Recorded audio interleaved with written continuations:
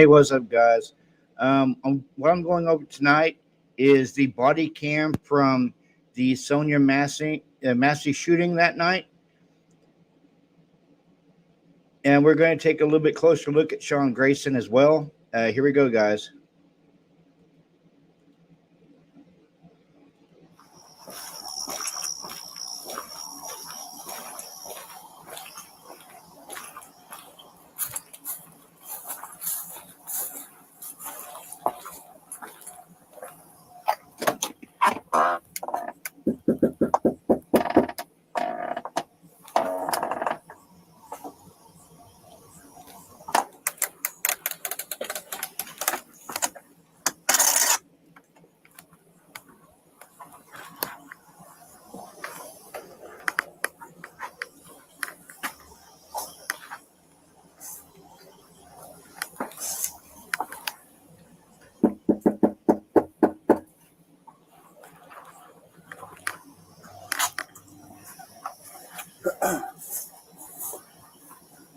There's a bike sitting back there. Where? On the back door. I don't know if it's hers. I'll tap it. Search warrant.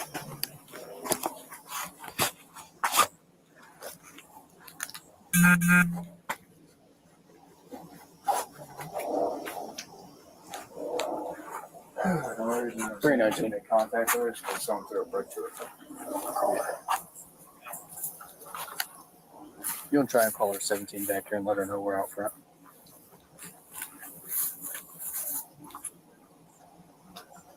Yes, that's set up good.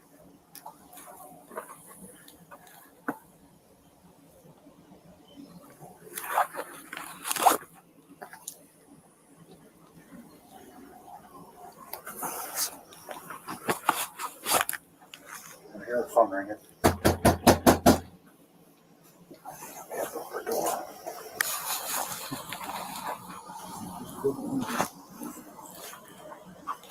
You didn't see anybody out walking that way, did you? No, not when I came in. I didn't see anybody that way.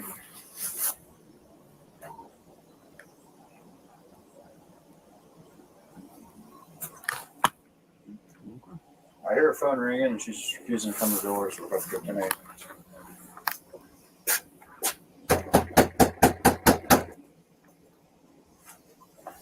She's dead in there. Oh, so Is this a ring doorbell? yeah, it doesn't Yes, work, true, Maven. Yeah. Sheriff's office!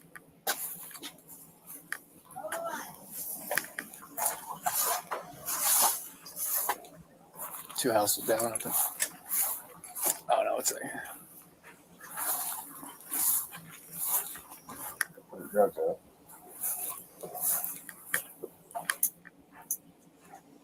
Go ahead.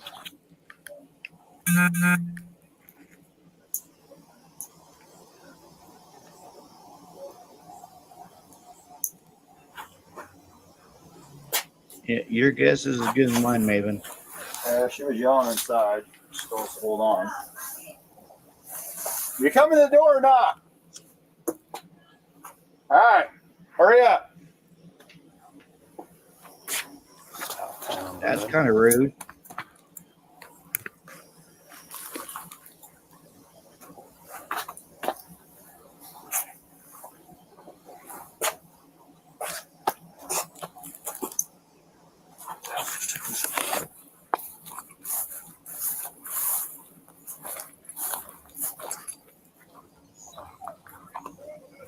Sheriff's office. The one you called.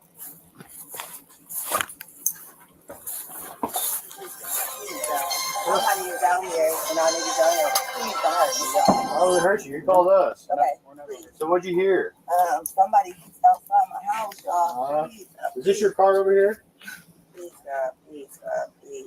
Is this your car over here? Uh-uh. Oh, Please, God. that's not your black car in the driveway? Mm-mm. Oh, well, we checked your yard. We walked around the whole block. We didn't see anybody. Mm-mm. Right? You know, we don't. I mean, we checked the whole area. There's nobody out walking around. I know, y'all. Please, God, please, God. I'm trying to get help, y'all, but What do you need help with? nothing. I just, please, God, please, God, please. I don't know what to do. Do with what? Huh? What do you need help with? Nothing. I just wanted to see if I could help me. What do you want help with? Huh? What do you want help with? I heard somebody outside. Yeah, we checked your house. We checked your backyard. I walked all the way through all these backyards. We checked your front yard. We didn't see nobody. Yeah, So. nobody's out here. You didn't see anybody? Nope. Nope. No. We checked the whole area.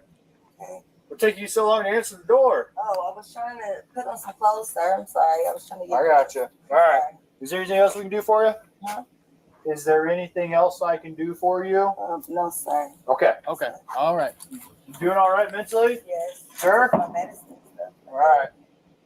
I love y'all. Thank y'all. All right. That's not your black car, though. The SUV? Whose is it? You don't know? It's a good question, Maven. Why is she so distracted on the phone? Driveway. You just left it? Mm-hmm. Yeah, let's run that. Yeah. 19 ahead of 24. Does anyone else live here with you? Somebody else. David Mary 43556. You got a name? You got an idea or something? Take your name real quick. Attach this. See who we spoke to. Okay.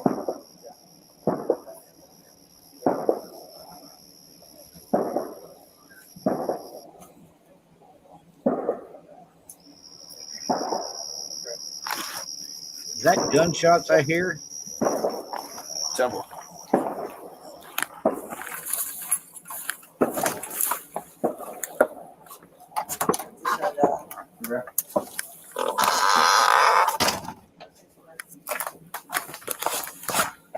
Yeah, Maven, that big one in front, that's the one that shot her.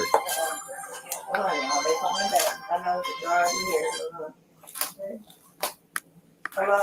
Yeah, I need, I got the sheriff department here, but I was calling for help from y'all. Okay, are you there with me? They're here in my house right now. Okay, I'll let you go so you can talk to them. No, hold on, wait a second, sir. You can hang up, Codwell. It's good. For what? You're there with the deputy, correct? No, hold on, okay? You can hang Hold up. on for what? Just 1 second, okay? Yeah, I know, Maven. Okay. What's up? I got some paperwork. Can you grab that Bible, please? Yeah. Hey, I just need your name so we can get out of here. Was there any damage previous to your car? Previous, yeah, it Okay, was what was the damage? a dent, I believe. But what about windows? Oh, it was something that happened earlier. Okay, perfect. What is your last name? Shouldn't have to think about your last name. You're not in trouble. I just need to attach. Massey. Huh? Massey. Do you have an ID? That'd make things so much easier. I just need just driver's license will do, and I'll get out of your hair.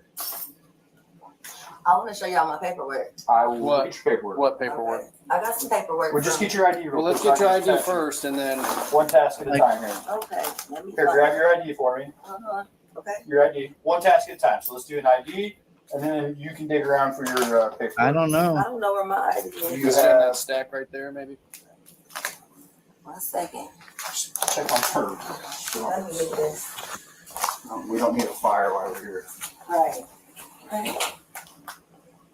Let me see. Okay. Where you going? Huh? Where you going? Away from your hot steaming water. Away from my hot steaming water? Yeah.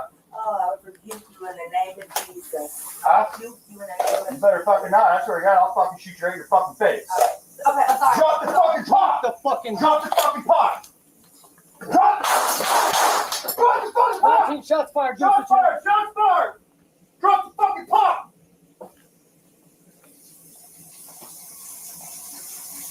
Bring EMS now. We got a headshot wound to the female. Headshot wound to the female. He 1078. was grabbing a pot of hot water. Why shoot her? I was on. I'm gonna go get my kit. No, you headshot, bitch. You're done. You can go get it, but that's a headshot. God damn it. God, fuck.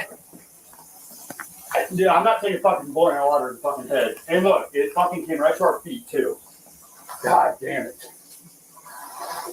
Fuck. God Yeah. damn it. You good? Maven. You good? Yeah, I'm good. It was. What's got? Let her fucking just. God. Is that what you do? All she was doing was grabbing a pot of water. Why shoot her? Man. Fuck.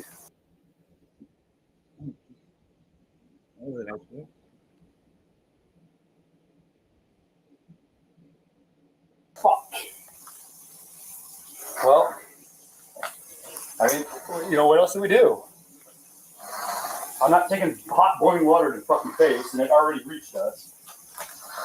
Fuck. They got a 52 en route? Yeah, 1078. You and I You better fucking not. I swear to God, I'll fucking shoot you right in your fucking face. Okay, I'm sorry. Drop the fucking pot! Drop the fucking pot! Drop! She got down on the ground. Shots fired! Shots fired! She got down on the ground and they shot her. Drop the fucking pot!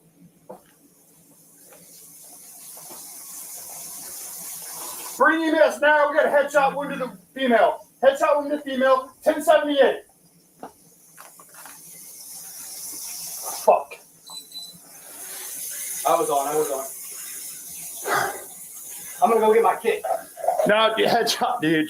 She's done. You can go get it, but that's a headshot. God damn it. God, fuck.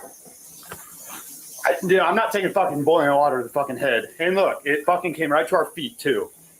God damn it.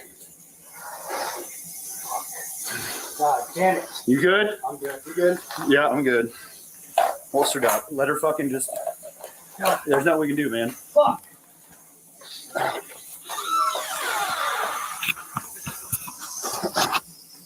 You good? All right. Fuck. Well, I mean, you know, what else do we do? I'm not taking hot boiling water to the fucking face, and it already reached us.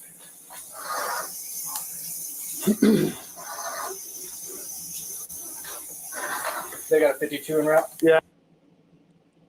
That's just sad. They told her to take it off the stove, and then they shot her in the face. And you could clearly see her getting down when they pulled the guns. And then the big dude, Sean Grayson, shot her in the head. Yeah, 1078.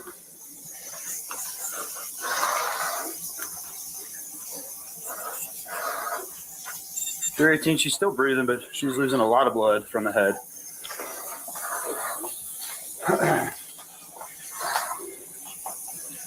I'll go get my med kit. I mean, there's not much we can do.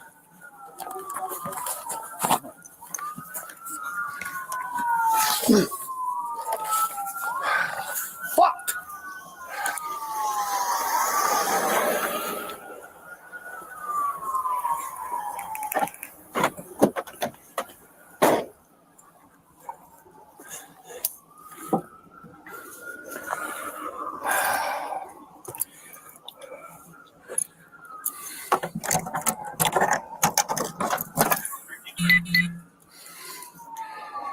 Do we got any call history with her being 1096?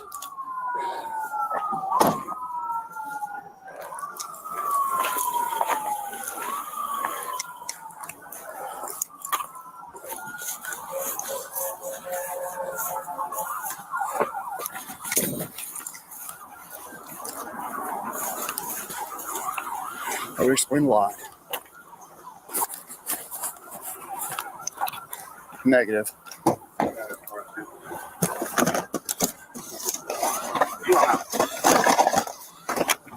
She's in the kitchen.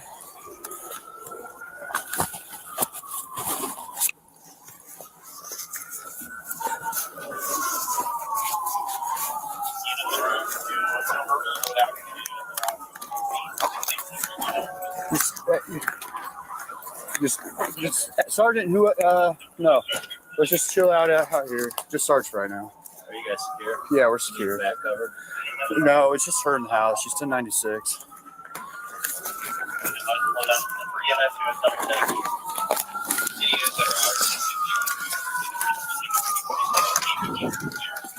So, is there anything you think we can do for her? All right. I'm not even going to waste my med stuff then. You want to run down real quick? Nope, not yet. All right. House is cleared. She was the only one. Where's he going? No, she had a boiling water and came at me with boiling water. You shot her? Yeah. She said she was going to rebuke me in the name of Jesus and came out with boiling water. That's what all this is. I was standing right here. All right. And that's where he's landed. What do you all need from us? Just nothing right now. Just hang out there for me. Thank you.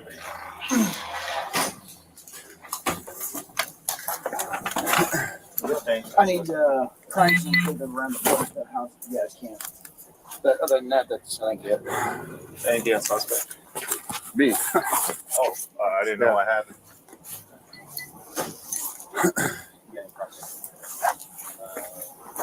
Yeah, I'm good. This fucking bitch is crazy.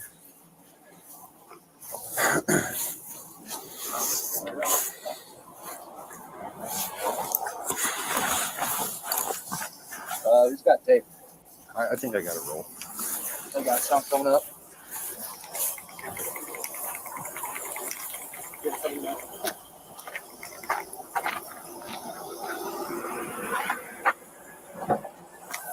You got enough? If not, I got to roll.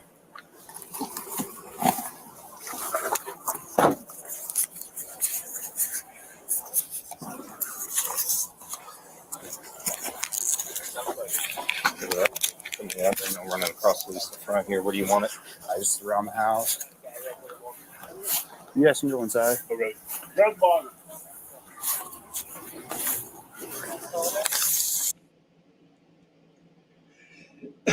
That is sad. Shoot a woman in the head after they tell her to take the boiling water off the stove, and they shoot her in the head.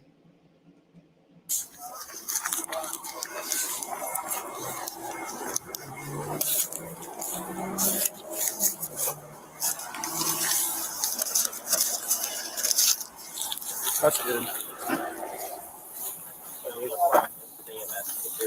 Yeah. Take it off at the front.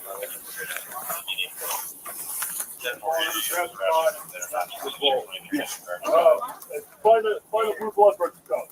All right. Let's cut to the garbage cans. Yep.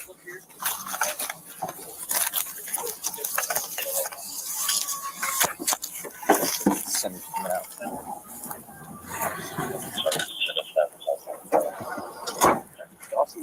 Yeah. Where's he at? Inside with me. He's good.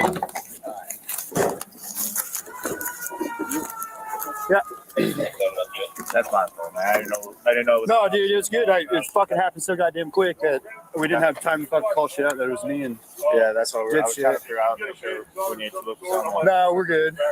I think she set it up on purpose. So, this is what it is.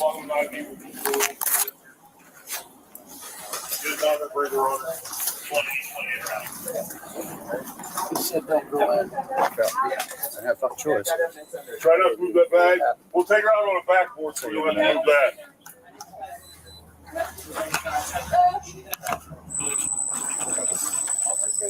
Yeah, he's good, dude. I made sure he was good. Yeah, he was here for the whole thing. No, he get hit. No. We barely got missed. Okay. All right, bro, keep that down. Get the set up, fuck it up. I'll holler ahead later. Hey guys, grab the backboard.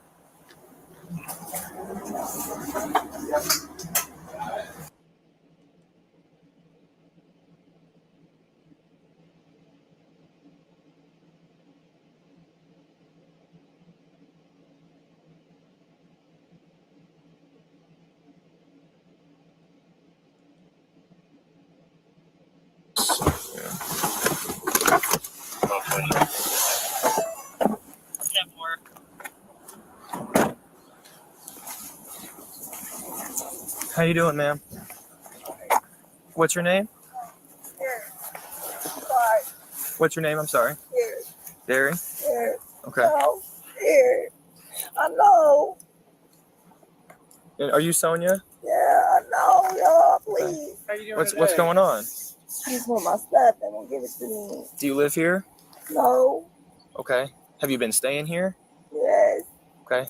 And they made sure my water is off, my gas is off, my lights is off. I thought you nothing. lived at this house. No. Where's your other house then? Hoover. On Hoover? Then they made sure my lights is off, my water is off, my gas is off. So you don't I have got any? the money to pay for everything. They've been keeping me. Where's your son at? I don't know. What do you have inside that you want to get?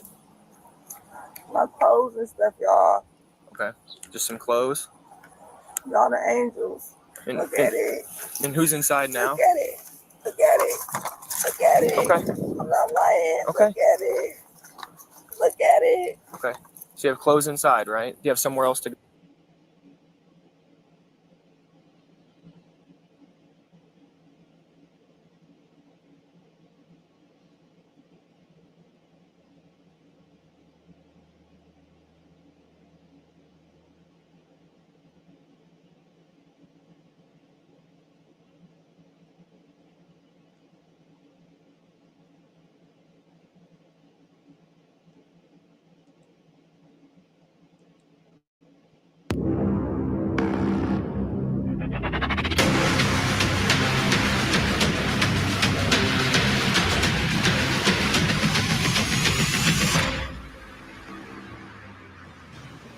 I'm Vinny Politan. The subject of my investigation, the Delphi murders, the killing of two young girls that went unsolved for 5 years and resulted in the arrest of a man named Richard Allen, a man some believe has been wrongfully accused.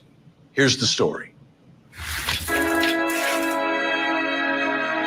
It was a mystery that broke the hearts of two families, terrified a small community, and touched the world. The murders of two young girls, Abby Williams and Libby German. The case became known as the Delphi murders. The setting, a small Indiana town of just 3,000 people. From the beginning, investigators suspected it was someone local, which made it even more difficult for everyone from this small community. It started on February 13th, 2017. When Libby and Abby went hiking. The two teenagers were good friends and had the day off from school. The weather was unseasonably warm, but when Libby and Abby did not show up when they were supposed to get picked up, their families began to worry and they began to search. Then the next day, the bodies of these two young girls were found, both victims of a brutal murder. Then, over the course of the next 5+ years, there were no answers, no arrests, just a series of disjointed clues,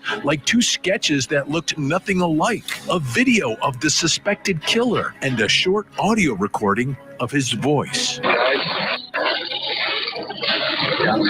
Then things got even stranger when police said they were looking for someone connected to an Anthony Shots social media account, which was not connected to the male model in the photos, but connected to this man who was arrested for possession of child porn. Then came the arrest of Richard Allen for the murder of the girls, someone who was not on anyone's radar, someone no one had ever mentioned as a suspect or a person of interest, but now prosecutors say is the Delphi killer.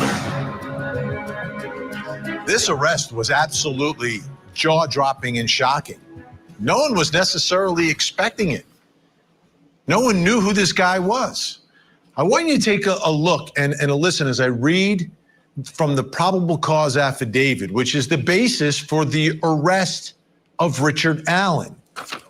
Investigators reviewing prior tips encountered a tip narrative from an officer who interviewed Richard Allen in 2017. Did you hear that? They were looking over a tip from an officer who interviewed Richard Allen in 2017. That narrative stated Mr. Allen was on the trail between 13:30 and 15:30, 1:30 to 3:30. While at the Freedom Bridge, he saw 3 free females. He noted One was taller and had brown or black hair.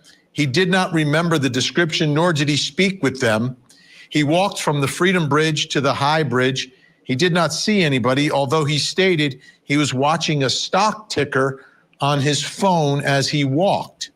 He did not take any photos or video. And then there's a little note there. It says, potential follow-up information. Who were the 3 girls walking in the area of Freedom Bridge? If you're an artist like me, you know how daunting a blank page can be. So when it comes to starting a 2017 is when he's interviewed. That's when this all happened. But it took 5 years, which brings me to my first question. And it's about the job done here. Why did it take so long for an arrest? If the suspect who ends up getting arrested and charged was interviewed in 2017 and said he was there, and then they have to go back and review that tip like this guy was not on the radar, nobody was talking about him, why? Let me bring in my guest. Joining me, investigative journalist and author of the book, Down the Hill, Susan Hendricks is with us. And also joining us, retired police commander and host of the Profiling Evil podcast, Mike King. Great to see you both. Susan, you covered this story from the beginning.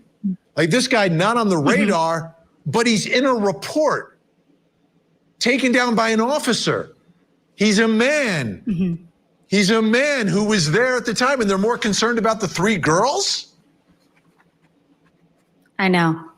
And considering, Vinny, what a small town it is, less than 3,000 people, as you mentioned it, it is mind-boggling when you think about it. Why did it take so long? Everyone's asking. We do know, though, he was listed in that document taken down, in the tip taken down by Dan Doolin, as Richard Whiteman on Allen Drive, not Richard Allen at Whiteman Drive. We don't know if he gave false information, Richard Allen, or if it was just written down incorrectly, but we do know that. And the superintendent said, for years, we just need that one last piece of the puzzle. And I believe if he is guilty, that he doesn't look like a person that would be able to do this. I don't know what a person like that looks like, but has a wife of 25 plus years at the time, a grown daughter who's married, who he recently walked down the aisle. So I don't think he was someone that people were looking at. And maybe Dan Doolin looked at him as just a witness, not as a suspect when he took down that tip. Yeah, Mike King, it seems, because he's more interested in the 3 girls who were walking in the other direction. But my goodness, They have a video of the guy, so they know it's a male that they're looking for, who is by himself.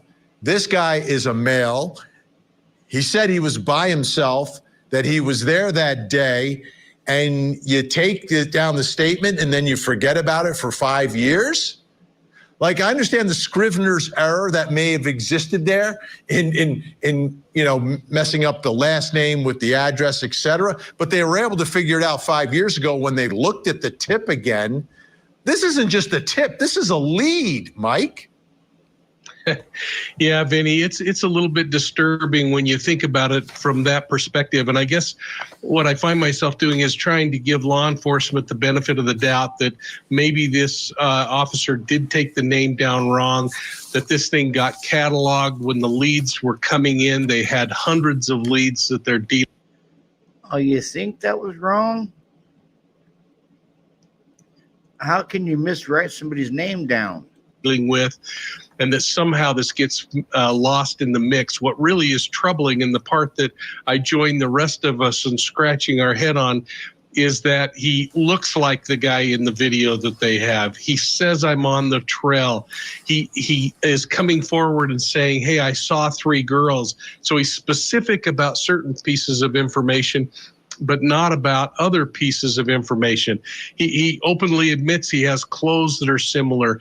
But the thing that I keep wanting to know that I can't get an answer to, Vinny, is how did he come into law enforcement's view? Did he walk into the police department and say, hey, I heard you had a murder out on Monon High Bridge Road Trail, and I just want to let you know I was out in the area? And if so, why was he doing that? Was he doing damage control?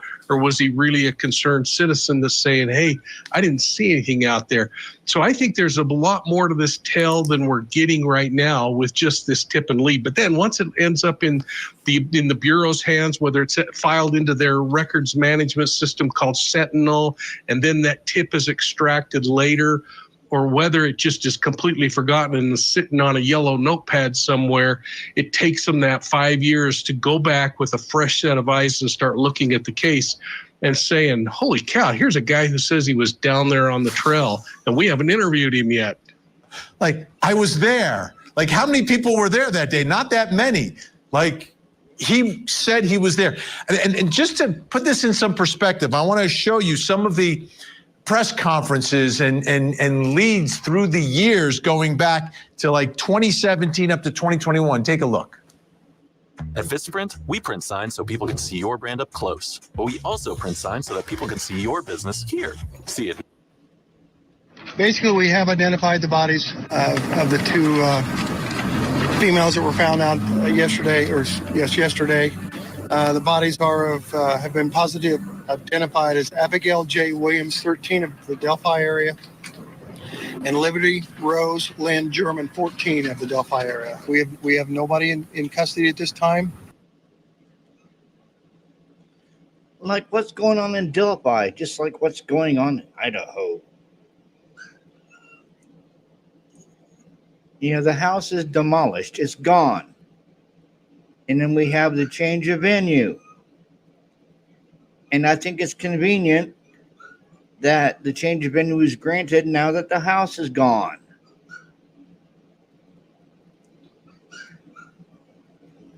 Yeah, Heather, Delphi is wild. Now, I have a question for you, Heather. What happens if the Ada County jury wants to go see the crime scene? Because the jury is not supposed to know anything about the case. The prosecution is going to have to turn around and tell the jury, well, the house has been torn down and the defense went along with it.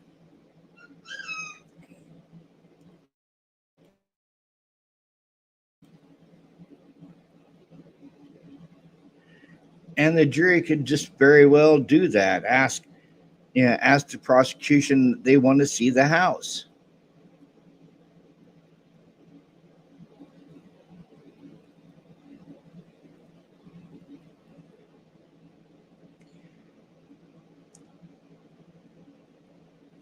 I mean, what are they going to tell them, Heather?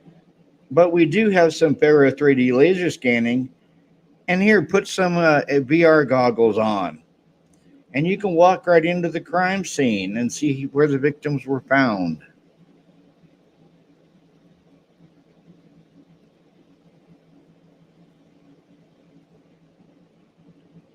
And the Faro 3D scanning that was done by the Idaho State Crime Lab was taking place while the victims were still in the house.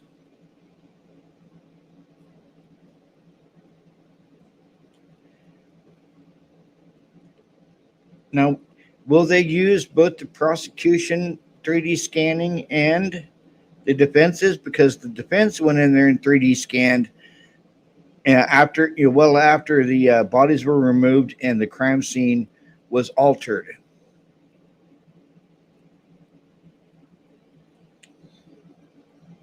And when exactly were the bodies removed from 1122?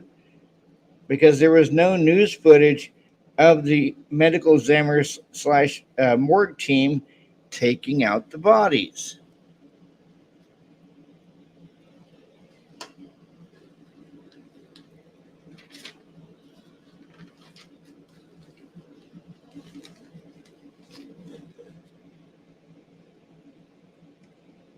And Kathy Mabbitt going out to the scene is quite controversial because she went out many hours later.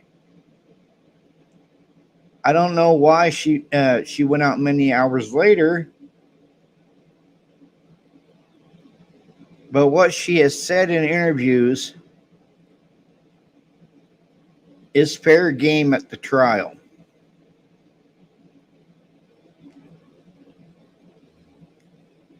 Being a lawyer and a nurse, she should have known better to give any kind of statement in a press conference or answering questions in interviews prior to giving any testimony in depositions and or at the trial. I am not impressed with her, Heather.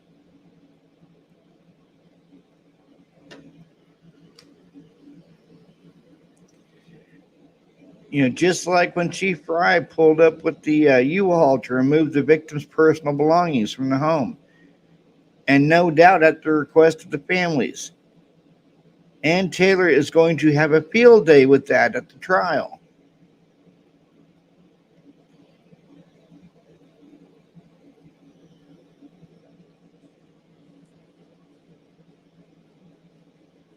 Yep, Heather.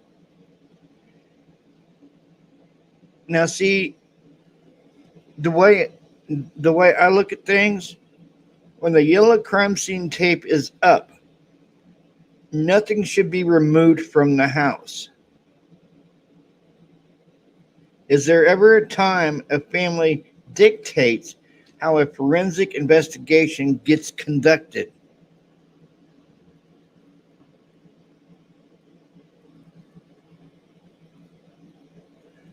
Yeah, I'm going to play the video again here in a minute, Maven.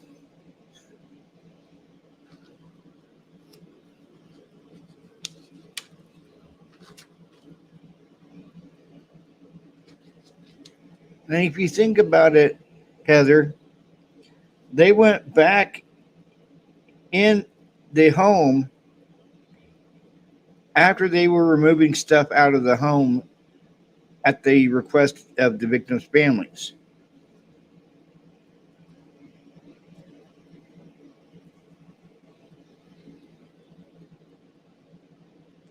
And if you notice in pictures and on videos, they weren't wearing any PPE. Some of them have gloves on, some don't have gloves on. It's a lack of experience. I get it. You want to be sympathetic to the families, but you got to put the case first.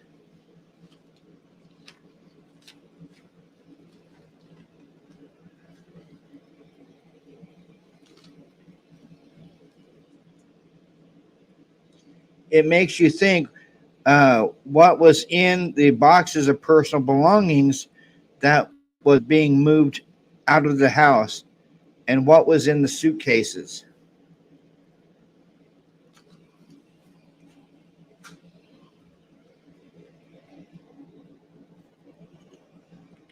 It just makes you wonder.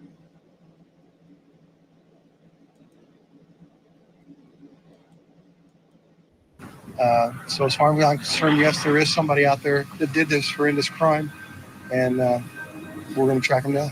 To the killer, who may be in this room. We believe you are hiding in plain sight. For more than 2 years, you never thought we would shift gears to a different investigative strategy, but we have. We likely have interviewed you or someone close to you. We know that this is about power to you. And you want to know what we know. And one day, you will. While investigating the murders of Abigail Williams and Liberty German, detectives with the Carroll County Sheriff's Office and the Indiana State Police have uncovered an online profile named Anthony Schatz. This profile was being used from 2016 to 2017 on social media applications, including but not limited to Snapchat and Instagram. The fictitious Anthony Schatz profile used images of a known male model and portrayed himself as being extremely wealthy and owning numerous sports cars. The creator of the fictitious profile used this information while communicating with juvenile females to solicit nude images, obtain their address, and attempt to meet with them. Investigators would like any individual who communicated, met, or attempted to meet the Anthony Shots profile to contact law enforcement by utilizing the tip email, Abby and Libby Tip at cacoshrf.com. So Susan Hendricks is like 2019, he's saying you're hiding in plain sight. Yeah, at the CVS. We interviewed you, back in 2017. I don't know if they realized it at the time or if they were bluffing. I'm just not sure. But then the Anthony Shots thing years later kind of was like a curveball in all of this. Mm-hmm. Yeah. And watching clips from all of those press conferences, I really think, Vinny, the entire time they were putting those on, I think they were banking on a family member, someone close to that person. Because as you said, there were still shots, the voice, the walk. Doug Carter said to me, the superintendent, look, I've never had a case where we've had this much evidence ever and still haven't gotten the guy. And to touch on what Mike was saying, we have heard, I don't know this to be true yet, I believe we'll hear it at trial, that he approached Dan Doolin in some sort of grocery store parking lot. So let's say it was something was set up or it was a casual thing. And I'm wondering, did Dan Doolin know him? Was it kind of like, oh yeah, I was down there? But I don't think that Libby's video was released at that time. And I think if it was Richard Allen who was on the bridge, he wouldn't have come forward if he knew, oh my gosh, I'm on the video. There I am. But that is mind-boggling to know how much evidence was out there. And then the Anthony Shots. I believe that the investigators have said, we're going to start from the beginning. Then Sheriff Tobe Lesenby, we're going to start from the beginning. And I think that's what they did. Then they find out that there was some communication with who the girls thought was Anthony Shots. They went back over that. And they were big, Vinny, as you know, on the tips. All we need is that one call. Abby and Libby need you. They need you. This could happen again. I mean, that was constant throughout this investigation. We need your tip. But in the beginning, I think what Mike said is true. There were so many tips coming in. Nothing like this had ever happened, of course, in such a small town in that area. And maybe it was just too overwhelming and something slipped through the cracks. Yeah, but I would make different piles. I would make one pile with the people who said they were there, and then piles with people who have like other information. Anyway, Susan and Mike staying with us. Coming up next, where were the girls found?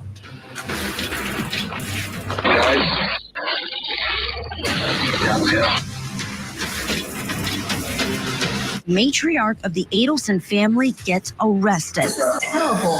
Donna Adelson is facing charges of murder, the death of her former son-in-law, Dan Markell. Prosecutors say a bitter child custody battle was the motive for the murder-for-hire plot. Now that Donna has turned into a defendant, what's next for the Adelson clan? Now that the ship is really sinking fast, blood doesn't matter that much. The Matriarch Mastermind Murder Trial. Live coverage begins next week, only on Court TV.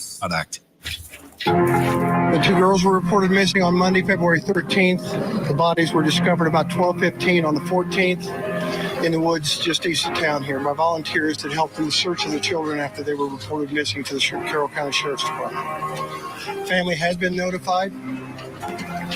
This is considered a double homicide investigation. No further information will be released at this time. But some of the information that was released was a short video of the alleged killer. They refer to him as the bridge man, the man on the bridge. And then there's a recording of his voice. Take a look. Guys. Downhill. Guys. Downhill. So we heard from authorities that, yeah, they're found in the woods. And we know at some point they're on that bridge because they're taking that video. But where exactly were they? That's my next question. Where were the girls found? Let's bring back in our guests. Still with me, Susan Hendricks and Mike King. Susan, I'll begin with you. You can kind of describe this in a second. I want to go through a map, though, first, because I want to show everyone kind of the layout of the land here. February 13th, 1:49, Abby and Libby dropped off across. Yes, very good point, Heather.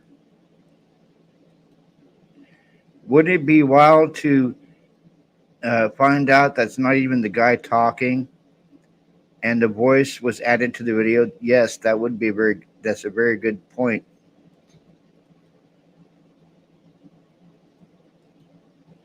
Hey, how you doing? From Mears Farm, which is located on the north side of County Road 300 North near the entrance of the trails. 2:13, video from Libby's cell phone shows the girls encountering that man on the southeast portion of the Monon High Bridge. That's the down the hill video that we've been talking about. The video shows the girls walking southeast on the bridge, and then the male orders the girls down the hill. February 14th, the girls' bodies are discovered, but there's also clothing found in Deer Creek, south of where the bodies were located. So you see the creek, both sides of the creek things seem to. Okay, Abby and Libby dropped off Deer Creek, approximate area where bodies were located. And then the clothes were found much further distance away. To be happening here. Susan, what can you tell us about the area where the girls were found?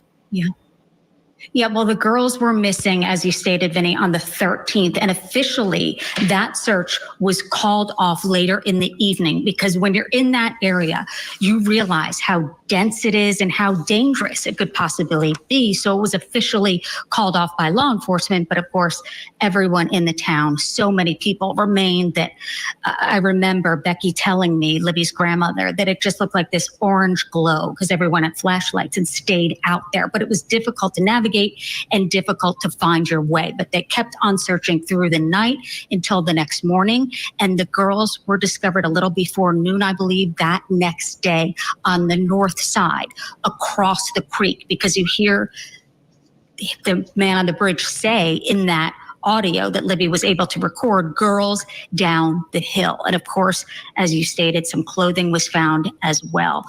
And investigators were trying to piece together exactly what happened to them in those moments. Did they suffer? Did they try to make a run for it? What exactly happened? And it will be interesting. Well, that's cool.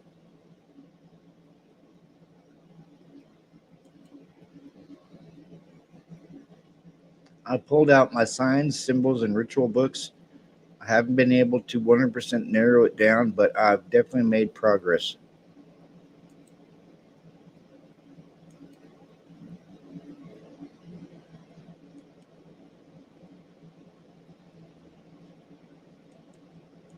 Thing to see, and I don't think we ever really know, but it's just horrific to think about what happened to those girls. But they were found the next day on the north side, about a quarter mile from the trails, Vinny.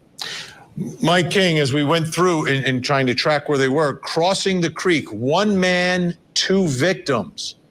How does that work? Because I think the defense will try to paint perhaps a different picture of what's going on here, but how does one man with two victims pull this off? Because they're traveling some distance here. Yeah, I think we're seeing evidence that would support a theory that I'm going to pitch, and that is that a person with a weapon, a gun, in this particular case, would certainly gain immediate control over the girls. And so in a confrontation where he's just a creepy guy on the bridge, they might say no and they might try to run. Even if he pulled a knife and they had some distance between them, they might try to run away. But to immediately gain that kind of control, knowing that a bullet is found at the scene, and I know that this is a challenging point for a lot of folks out there, but that bullet, that unspent bullet being forensically tied back to a weapon recovered in Richard Allen's house makes me really think, is it possible and probably more probable that a weapon was displayed and the girls were ordered down the hill? And people like you and me, Vinny, we're gonna respond. We don't have an evil mind and an evil intent. And so somebody that just says, hey, go down the hill, we're gonna think, I'll do whatever you want, just let's get this over with and get on your way. But he immediately gains control, and I believe that's the way in which he does it. And it really helps us understand those different crime scenes that we often talk about here on Court TV, because we see this initial contact site on the bridge where the two. So what do you think, Maven? About which part? This is a big case. people, the two groups of people, the predator and the victims, come into space and time. And then we see the crime scene where we believe the crime scene happened. And there might be multiple places. And then we see possibly even a shift. If the clothing is dispersed in one place and the bodies are in another, is it possible there are multiple crime scenes and then a final disposal site where those girls are left after they've been killed? We really start to piece this thing together, and we start to understand the behavior of the predator. And so in short, easy to gain control over two people if you have a weapon, and their mindset is, I'd never do anything mean, but the predator's mindset is, this is exactly what I'm going to do. And Susan, as we look at, do you think there was two different crime scenes and then the dump site?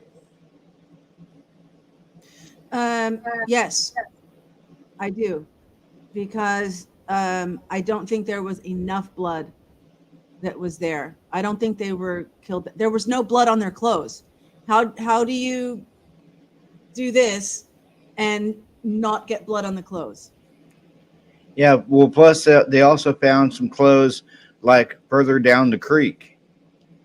So Yeah, well, they could have been thrown into the creek or something and then washed down. I don't know that where the clothes were found, had anything to do with it. I mean, like with that the girls were where the girls were at the place where the clothes were found. If I was on a jury, I would say there's reasonable doubt with what we know right now. I can't prove that the girls were there. The clothes could have washed out because it was downriver from where they were found. this area, I mean, the remoteness of it all, because this is going to take time. Whatever the killer did here takes a little bit of time, and you're managing two victims at once, but it's such a remote area, and it involves some private property as well, I believe. Absolutely. And that is what the superintendent, Doug Carter, always believed, in all the investigators, once they saw where the bodies of Abby and Libby were found, that this person has to be local. And as soon as I saw the bridge, because when you see it, and you see the video that Libby took of him walking casually, it looks one way to you. When you see this massive structure, 63 feet in the air, and you see how long it takes you to get there, it took me about 10 minutes walking on the trails, you think this guy has to be local. They have to know this area. And I've repeated so many times, it happened in the middle of the day, which is what they believe. So how can this happen in the middle of the day? Then you see it. Then you understand when you're down there and the denseness. So I believe the person who did this knew the specific areas that he could be possibly hidden and maybe planned this for a while, but he absolutely knew that area. Susan Hendricks and Mike King, thank you so much for your help and your insight. Really do appreciate it. More to go. Now, do we even know if it's Richard Allen? Do we know if it was him? Yeah. No, we don't know 100. For me, I don't know 100%. Could it have been? Yeah. I can't say 100% it wasn't. Yeah. I mean, at least he's not in the prison anymore, and they moved him to the county jail. Yeah, that's a good thing. And I think that they just wanted to get those confessions. They wanted to push on him. From what I know, because there's people that think he's guilty, put a lot of stock in those confessions. And from what I've heard, I mean, I haven't read them all myself, right? Or yeah, that he was admitting to things that were not part of the crime scene. Sometimes he got it right, sometimes he got it wrong. So for me, that means you didn't know, and you got lucky or unlucky on the times that you got it right, because you're just throwing whatever, because they're still torturing you, and so you got to keep saying something, and you're afraid that your family's being, is going to be harmed. So do you think he could have? Do you think he was being coached by the detectives? Like, if you don't do this, this is going to happen? Well, I think a lot. We even know exactly the times of the confessions? Because I know that a lot of the torturing, well, I'm going to call torturing, that happened was prior, while as soon as he got moved, and they hadn't gotten all the discovery yet. I mean, his defense attorneys did not get all the discovery yet. So so I don't think, because I mean, I think it's reasonable for people that think he's guilty when they say once they had the discovery, then he knew about the crime scene, and that's assuming that that his defense attorneys told him. Yeah. Right. But that's reasonable that they had a conversation and then he knew, and then he could confess to those specifics. Right. But I think a lot of those confessions happened before they had all the discovery. That's me. That's what I think. Yeah, very true. Now, before I played this video, I was actually I saw a video like a little bit down the way from this one, where it says that he confessed to over 60 killings. I have not heard that at all. Wow. Interesting. And okay, if you're somebody that would make you a serial killer, right? If you've killed 60 people. And generally, as far as I know, they keep trophies of some sort. They would have had to have found that on his property somewhere. Yeah, I actually got that video pulled up too. Okay. These mushrooms make you feel better. And we've got some big news coming out of the Delphi murders case as suspect Richard Allen gets approval to be transferred out of the maximum security prison. So we're going to take a look at what's behind that ruling and everything else that came out of that 3-day hearing that our cameras weren't allowed in. More now from Scripps Indianapolis reporter Caitlin Kendall. The Carroll County Sheriff won't tell us where Richard Allen is being housed, but he's now in the sheriff's custody instead of Wabash Valley Correctional Facility. This comes after Judge Fran Gold granted his attorney's motion to vacate the safekeeping order in full. This means that Allen does not have to stay in solitary confinement, though the sheriff did say it will now depend on Allen's behavior moving forward. When that motion came down, Allen was seen smiling and being embraced by his attorneys. This came after nearly 12 hours of testimony, a very long day in court where we heard from 9 total witnesses in regard to the state's motion of limine, which essentially means the state wants the court to limit what the defense can say to the jury. We heard from a blood splatter expert who described in detail how the blood found was at the crime scene. These details made family of both Abby Williams and Libby German visually upset. Aside from the safekeeping order, all other motions that have been heard over these past 3 days are being taken under advisement by the judge, and she will issue a decision as soon as she is able. Richard Allen's jury trial is set for October. In Delphi, Caitlin Kendall, WRTV. All right, now let's talk more about what came out of that hearing that our cameras were not allowed into. I want to welcome in Court TV senior producer of our documentary unit, Barbara McDonald, somebody who's followed the Delphi case since its inception. You are without a doubt our resident expert. So let's begin here. What was the juiciest thing? I mean, I know a lot came out of this, but the juiciest thing we learned over these last 3 days? I think there's a lot of attention on the confessions. We learned more about these confessions. Initially, we had been told that there were several admissions made to his family. Now we find out there are more than 60 that were made during a 2-month period of time, that he made these admissions to multiple people to. Yeah. Can you pause it for a second? I get what's going on with the 60. It's not 60 murders, it's 60 confessions. Is that? Well, it says right here, Richard Allen admitted to killings over 60 times. Yeah, he admitted to the killings of Abby and Libby over 60 times. So they just wrote it bad. Yeah, I think they Because need to go back. I think they need to go back to school to learn their grammar. Yeah. Oh, I catch stuff like this in media all the time, in news stories. Guards, to other inmates who were guarding him on suicide watch, as well as to his family.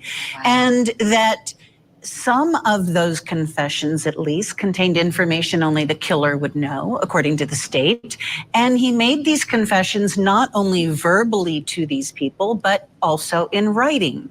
Now, we haven't seen exactly what he said. We haven't seen or heard his words, and we look forward to that at trial if this information's allowed in. But also keep in mind that these confessions came during a 2-month window when he was in maximum security prison at the Wabash Correctional Facility. Allegedly the harshest conditions that he faced during his incarceration there. And he was behaving bizarrely. He was eating his own waste. Right. He was smearing it on himself. His jail papers too, Yes, right? and he was running from one end of his cell to the other to bang his... Wait, he was eating his own waste? You didn't know that? Yeah. No. That came out a long time ago.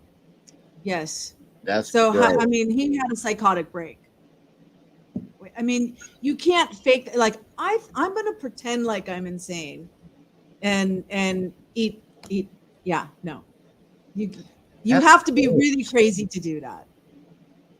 Smearing it. Okay, people can do that, but eating it, no.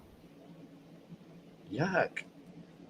His head into the wall, and he was being medicated involuntarily for psychosis at the exact same time, and that some of these confessions contained information that wasn't true.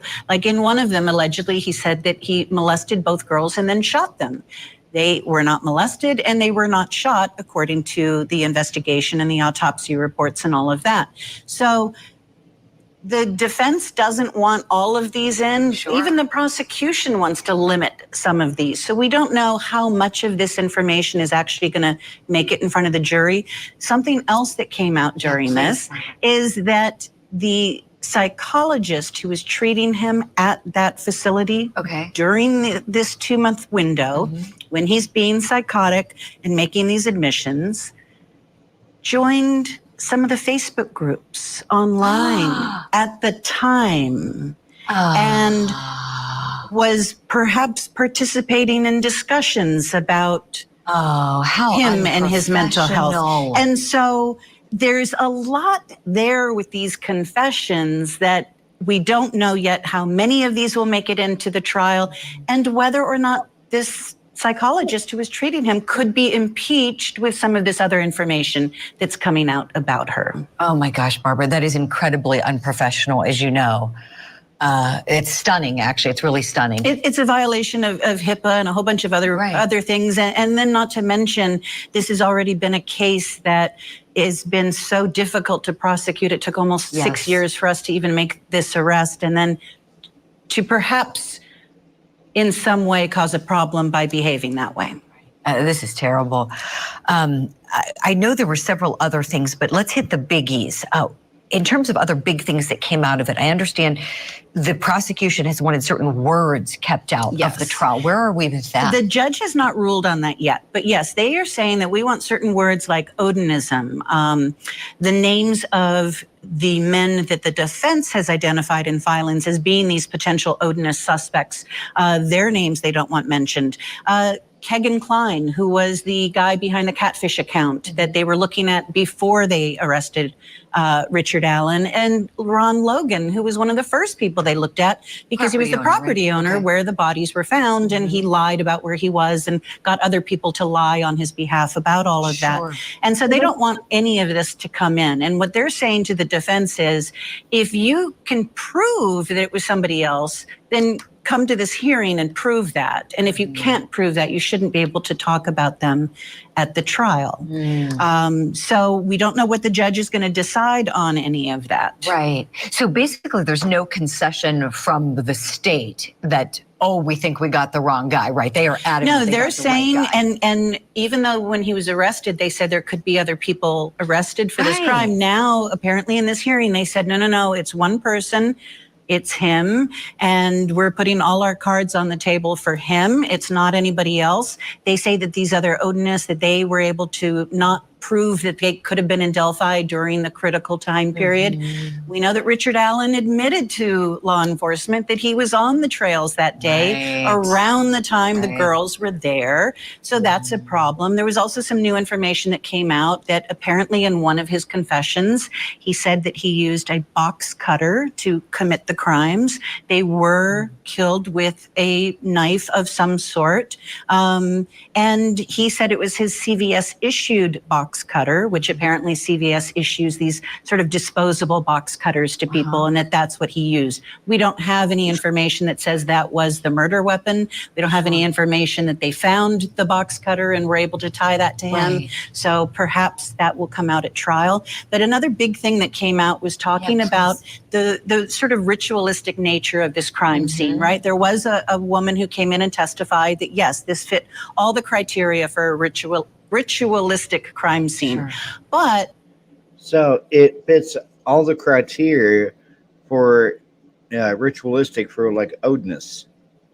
Absolutely. And if it wasn't done by Odinist, it was staged to look like Odinist had done it, right? Is it one or the two? Because it's definitely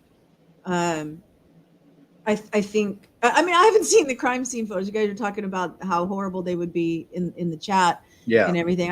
I haven't seen them.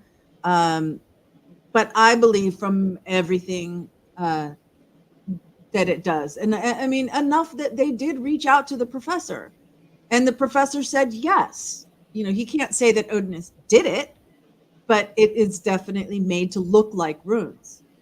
You know, instead of just haphazardly and randomly sticks thrown on top of them.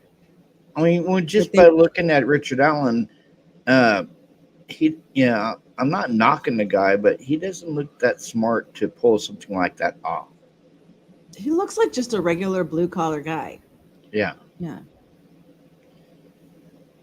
Now, I've heard that about the mayor of Delphi. Mm-hmm. And something about like the funeral director or the guy that owns a funeral home or something. Yeah.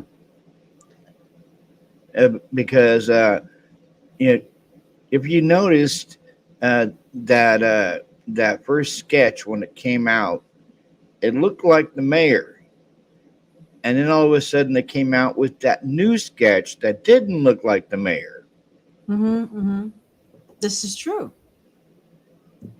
You know, and one of the biggest things for me in this case is the timeline, because the police are saying that, you know, everything happened that afternoon, and this one we were just watching, she was like, well, what are the bombshells that came out of these 3 days of hearings? For me, that the medical examiner did not list a time of death. Mm-hmm. That to me was big, because they certainly had all the means to be able to determine the difference between a 20-hour window, or let's see, from 3 p.m. to 12, right? The next day, well, that's 12 hours plus 9 hours, right? 12 and 9. So yeah, almost like around 20 hours.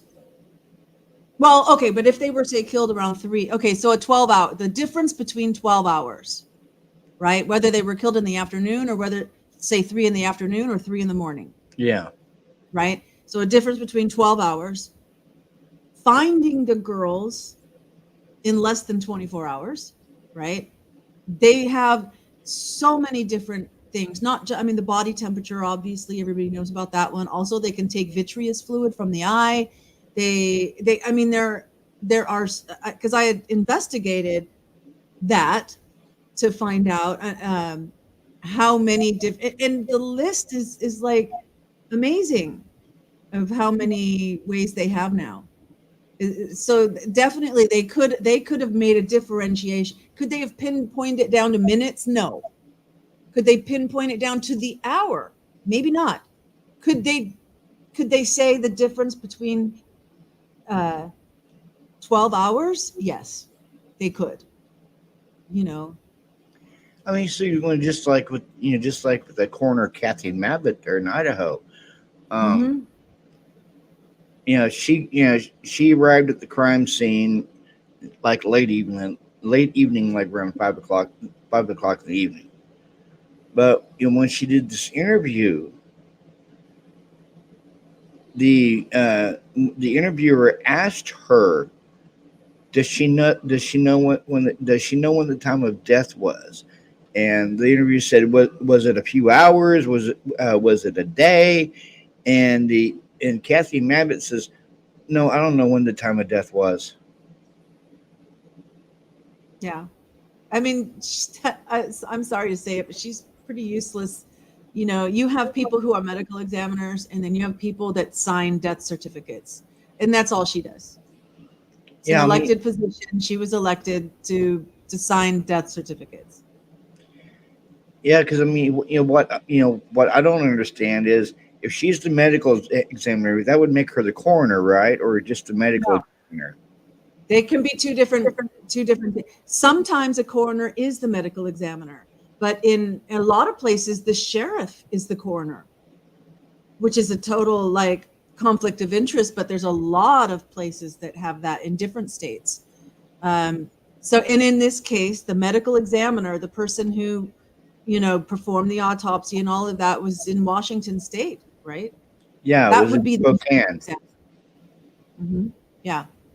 Where she is just a coroner that signs. That's why she didn't have to rush over there, because they knew that the four of them were dead, right? She didn't need to know how or why or anything, because the medical examiner would do that and then give her the information. Well, I mean, she stated that she's the medical examiner, and the bodies couldn't be moved until she came out to the house to release them. Well, I hadn't heard that, but that's, yeah. I mean, I could see. Usually, it's the coroner's office. Did she call herself a medical examiner? Yes. Well, maybe she has that official position, but obviously she didn't do the autopsies. No. The Latah County medical examiner's office is contracted out to Spokane. Yeah. So they're the ones that got all that information. And, a lot of the things that you want, like I said, the vitreous fluid and things like this, you want to take that. If I didn't mention, I'm pointing to my eyes, that's the fluid inside your eyeball, right? And they stick a needle in and they get out the vitreous fluid. Those things you want to do as soon as possible. Same thing with like taking the liver temperature. It's not the body temperature. I mean, we call it body temperature, but it's not like when you have a fever and you take your temperature. No, they have to actually insert this really long needle into the liver and then take the liver's temperature, and then that is what becomes the body temperature. EMTs and stuff aren't going to be doing that. And so in that case, you do want a medical examiner to be there as fast as possible so that they can do those things. You don't wait until you get to the to the morgue. You don't wait for those things. You do them on scene before the body's moved. Yeah, no. Apparently, they were doing the Pharaoh 3D scans with the fucking body still in the house. Ew. Well, then I guess the 3D scans are going to have where the bodies were. Mm-hmm. But 3D images of the bodies. Because I think that would take a lot of time to set up all that equipment, and they don't have enough equipment to do it the whole house simultaneously. They're gonna have to set it up in one room and do it, and set it up in another area. Yeah, apparently the Idaho State Crime Lab came in that day, the day of the unalivings, came in that day, and did the Pharaoh 3D scanning of the house that day before the bodies were removed. But here's the thing, there was no news footage or anything like that, or news camera footage of them taking the bodies out of the house. Now, see, now I've heard that the news crews were told to go down to the end of the block. Okay. Yeah. They cordoned them to a certain point. Yeah. Yeah. So I mean, if they did take the Maddie, Kaylee, Xana, and Ethan out, it would be without the media present, because they didn't want a media circus. So. Yeah, but isn't that when they had a vehicle that was backed up right to the door, and then they kind of like tinted it around all the way to the house? That was the disaster restoration team. Oh, okay. Yeah, because they were apparently trying to clean the crime scene up. Before And they then, brought like, the house down. Like rigor mortis. I mean, I don't have it at the top of my head, but of course there's different stages for pallor mortis, livor mortis, rigor mortis, all these different stages of the stiffness and the color of the body. Yeah. And if she was sitting up, I mean, could rigor mortis had started yet? And then that would be awkward to remove her body, because it wouldn't be flat on the gurney. Yeah. If it was in full rigor mortis. I mean, it takes a while to happen, and then then the muscles relax, so you don't stay stiff in the same position. Yeah. Now see, definitely. here's my theory on that. Kaylee was in her room,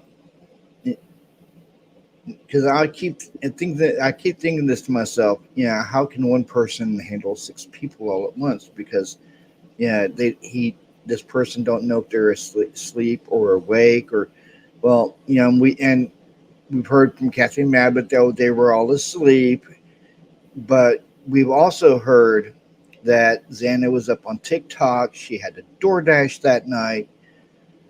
Right. And the way I'm thinking is Maddie was the target. The possible. The suspect, because the first place he goes when he comes in is Maddie's room. You see, I'm not even sure of that anymore. Because why would Kaylee's father say he didn't have to go upstairs? That bugs me. This is Steve we're talking about. He talks in freaking riddles. Exactly. I mean, it's confusing, and we don't have the. I'll tell you one thing though: the crime scene evidence of blood splatter and blood tracks and things like that would show it. Now, how does someone come out of their room and think that, oh, the door's locked? Maybe I just can't wake them up, and they didn't see any bloody footsteps going. I mean, we forget the smell. We already know the smell would have been atrocious. But we're talking about the blood. I mean, there had to have been blood going between the 2 rooms. Yeah, and that's why I'm thinking is Maddie. Maddie was the target because he. The reason why Steve's. I've been thinking about this. The reason why Steve said he didn't have to go upstairs is because that's where he went first. It's possible. We don't have any crime scene evidence to say. I mean, he could have went upstairs first. He could have went upstairs first to Maddie's room, because Maddie is on the indictment as first. Yeah. Well, it goes the burglary, and then it goes Maddie, then it goes Kaylee, then it goes Xana, then it goes Ethan. I mean, he could have went into Maddie's room first. Kaylee could have been in her room, and her to struggle, comes out, catches the person unaliving her best friend, because what person is going to want to lay on, what person is going to want to lay on the bed on their back fighting the person with a knife? So Kaylee comes in, catches the person attacks her, she fights back because that's how, because her dad said she got it more brutal. How do you get it more brutal? You're fighting back against the person. Defensive wounds. And then he gets done. This person gets done with Kaylee and Maddie. He's going downstairs to leave. Xana catches him. Right. As she's walking out with her bag of DoorDash. Xana catches him. He chases Xana back to her room. Attacks Xana in her room, and then attacks Ethan. Because in that scenario, then Ethan would be sleeping.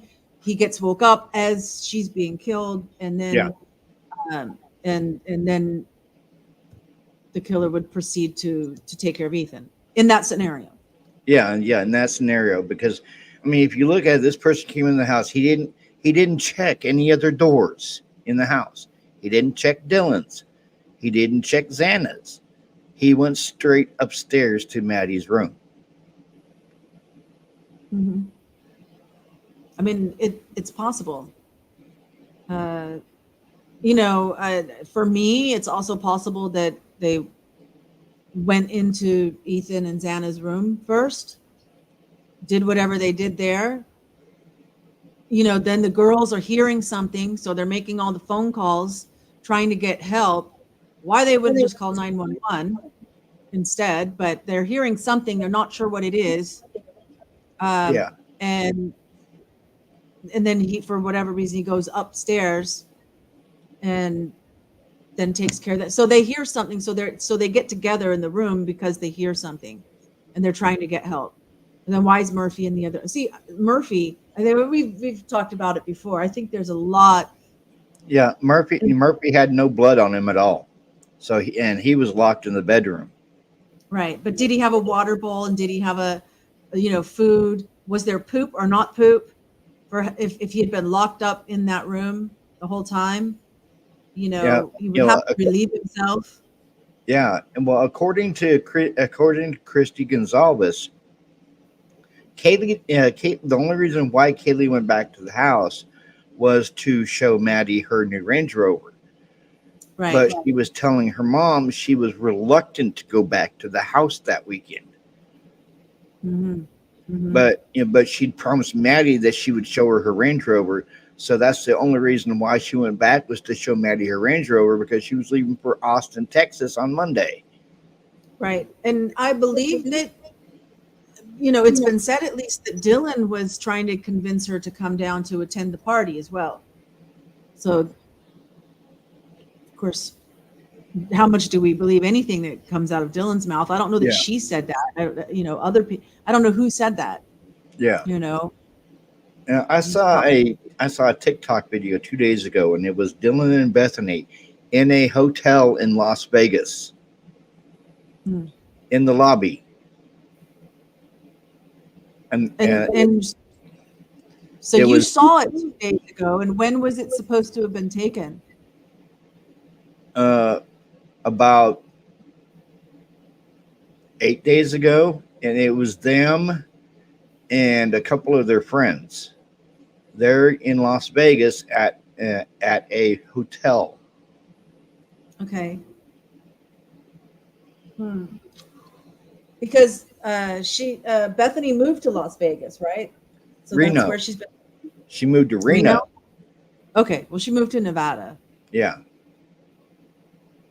Yeah. Now, do you think Bethany is going to testify in the trial? Since she was on the first floor, allegedly. I think that she should be compelled to do so.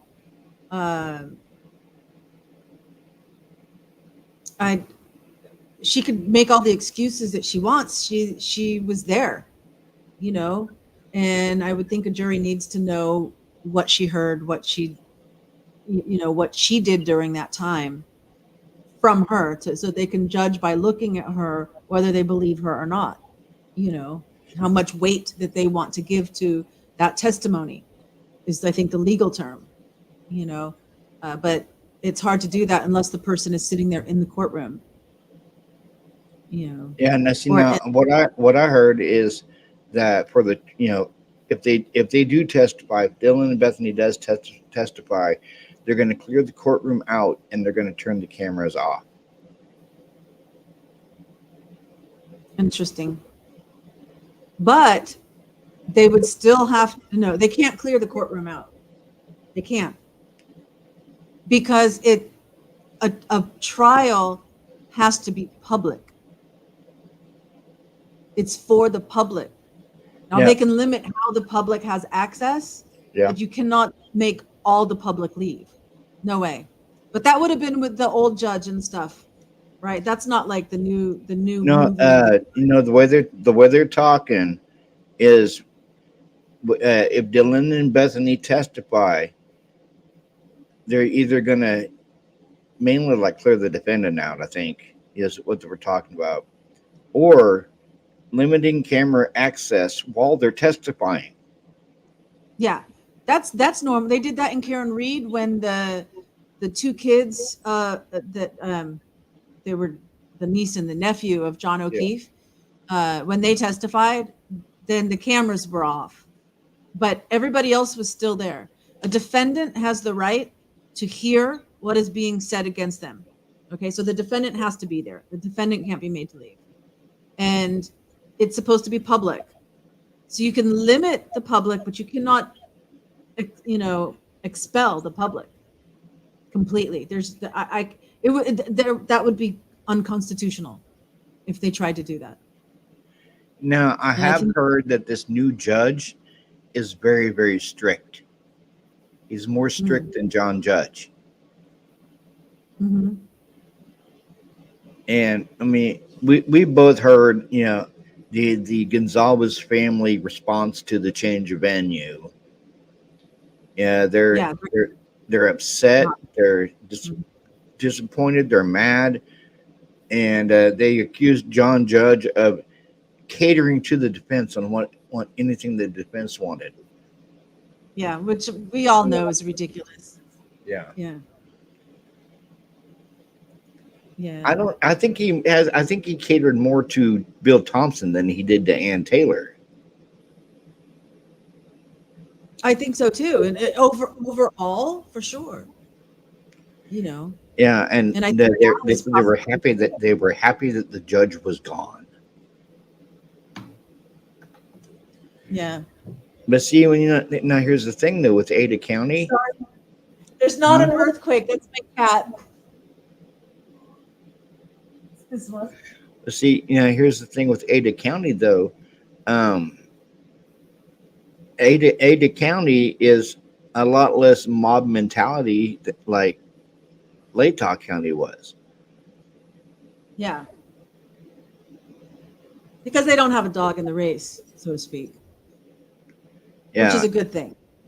You know, so And, even if they know about the case, they should be less biased about it.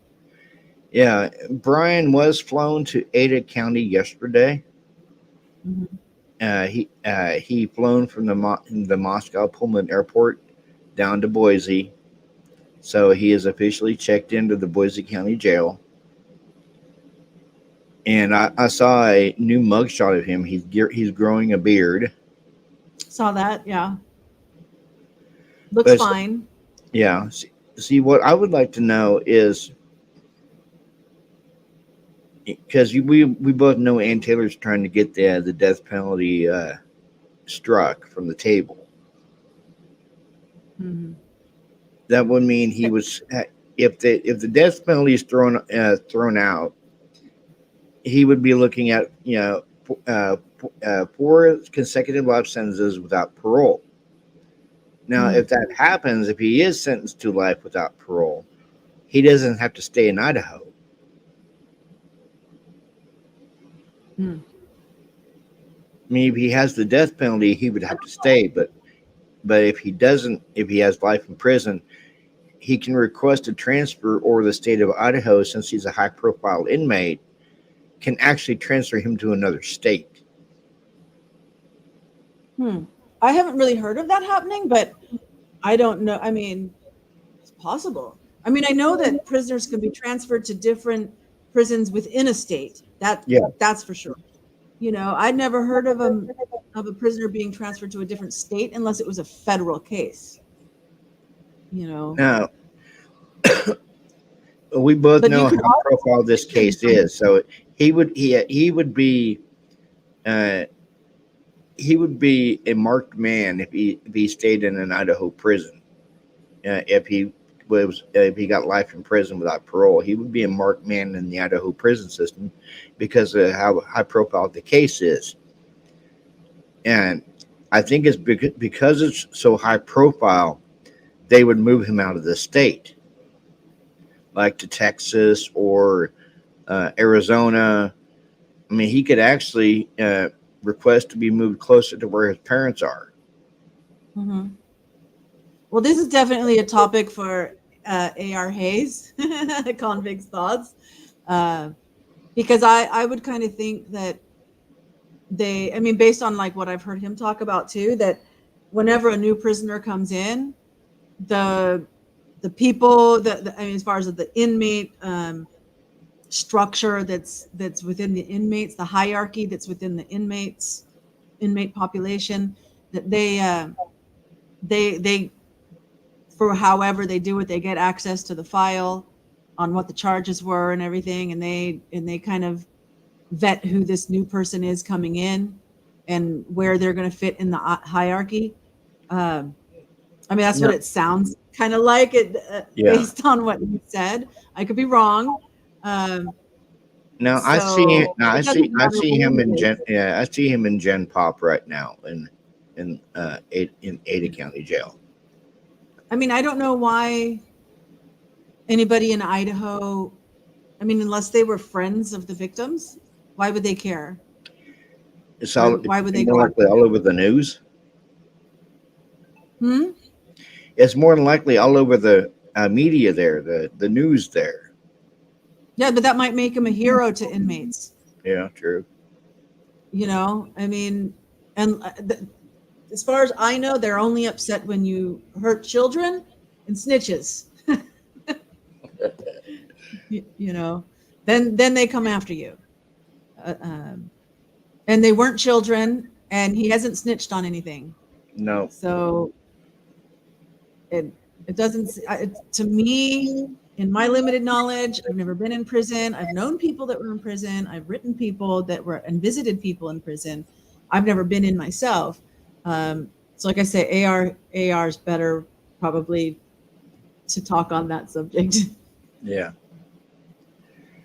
Well, I've been on for an hour and 30 minutes, and there's only like 2 people watching, so I'm gonna end this live. Okay, no problem. It was great to see you. Great to chat. Yeah, great to see you. Great to see you too. Okay.